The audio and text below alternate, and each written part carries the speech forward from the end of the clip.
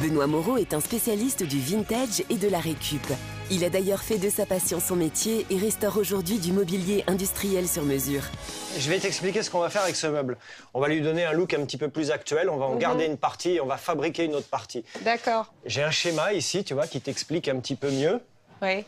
Donc ça, c'est la partie que l'on va garder de ton meuble, c'est la partie basse, là. Et après, on va monter avec des grandes tiges filetées, tu vois, qui sont ici. Donc pour lui donner un look un petit peu plus scandinave, industriel, actuel. Et on va refaire des étagères. D'accord. D'accord. Donc première étape, on va dévisser. Pour démonter complètement le meuble parce qu'on va le découper. Tu as déjà utilisé des outils, visseuses, scie circulaire? Non, une grande première.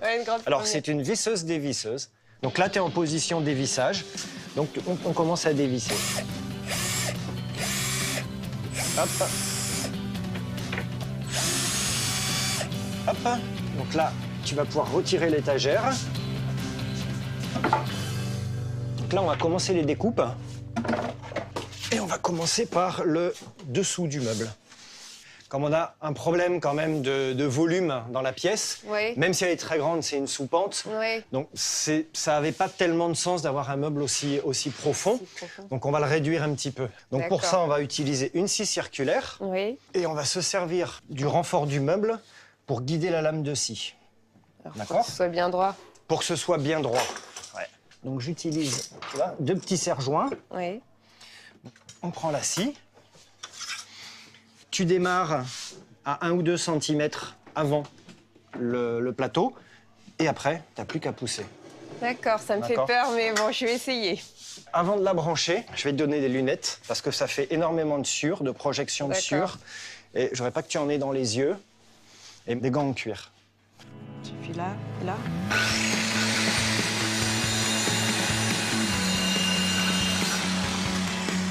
Et pourquoi on ne prend pas une scie sauteuse? Alors, si on veut faire de belles coupes, la scie circulaire est beaucoup plus fiable. D'accord. Et surtout, c'est beaucoup plus rapide. À toi? Oui, c'est reparti.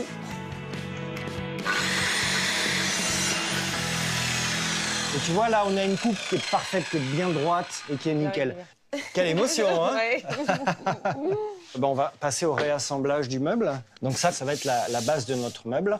On va remonter ici les montants. On va mettre de la colle et visser par en dessous. Donc là, je trace juste la largeur du côté. Et on va percer 4 trous.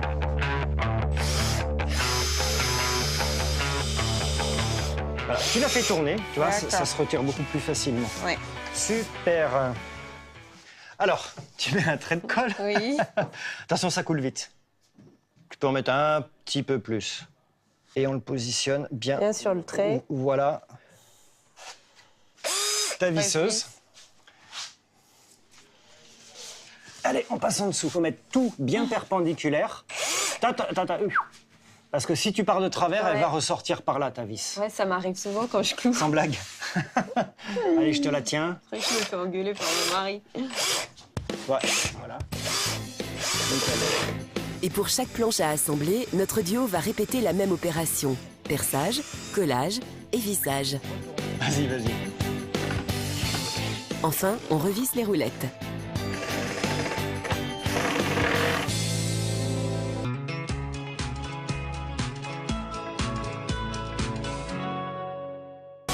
Retrouvons Emmanuel et Benoît qui s'attaquent maintenant à la structure qui surmontera le caisson. Là, on va découper nos étagères. Puisque par-dessus le meuble, on va quand même mettre des étagères. D'accord. Et ça, c'est quel type de bois? Alors ça, c'est du sapin. D'accord. On va faire une demi-étagère au premier étage et une grande étagère après pour la télévision. D'accord. Eh bien, je te laisse. Et puis moi, je vais tenir l'étagère parce que sinon, elle va tomber. Vas-y, appuie.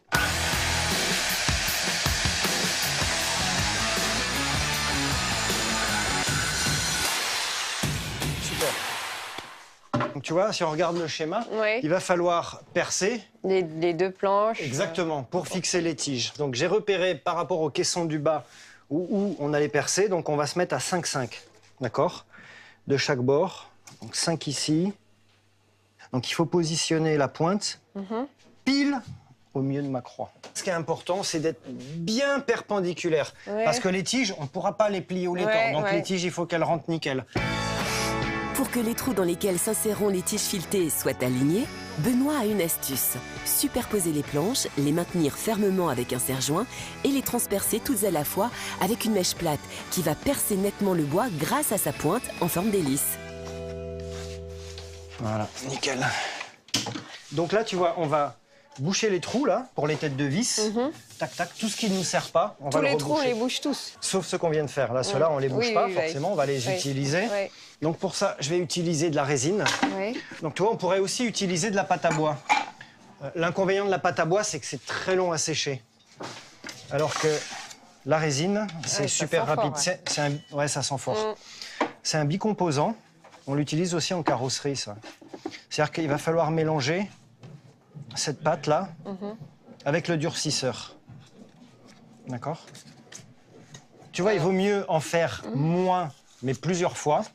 Parce que si tu en fais trop, ça va sécher et c'est foutu. À toi de jouer.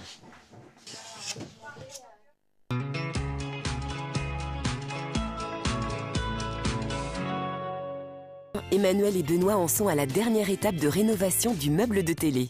On va couper les tiges filetées. Alors, mets tes lunettes par contre, parce que là, ça va faire non seulement du bruit, mais aussi des étincelles. C'est bon. Tu te sens? Je vais essayer. Alors, comme pour la scie, tu démarres avant et après, tu vas tout doucement. T'attaques pas franco. Hein. Une tige filetée est une tige en métal strié sur laquelle on peut visser des écrous pour régler la hauteur des étagères.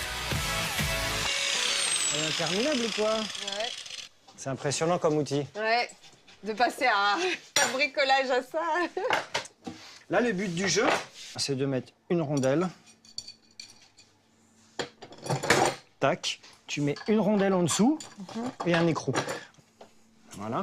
Pour l'instant, on ne serre pas. D'accord. On va mettre la deuxième étagère, donc la petite étagère. Comme on a percé au diamètre exact, voilà. On positionne. Là, ça va commencer à ressembler à quelque chose. Pour équilibrer les étagères, Benoît va utiliser un niveau à bulles. Cet instrument comporte une petite fenêtre contenant du liquide et une bulle d'air. Deux traits indiquent la position où doit se trouver la bulle quand l'étagère est bien horizontale. Ah, plus ce serait trop. Emmanuel, il reste encore une étape là pour nous.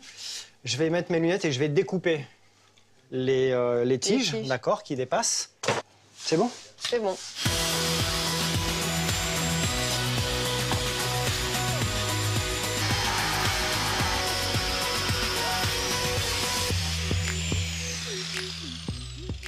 Voilà Emmanuel, le meuble est fini, donc moi il me reste la peinture à faire, donc ça je la ferai sans toi et je te laisserai la surprise en découvrant ta pièce et ta nouvelle salle de jeu.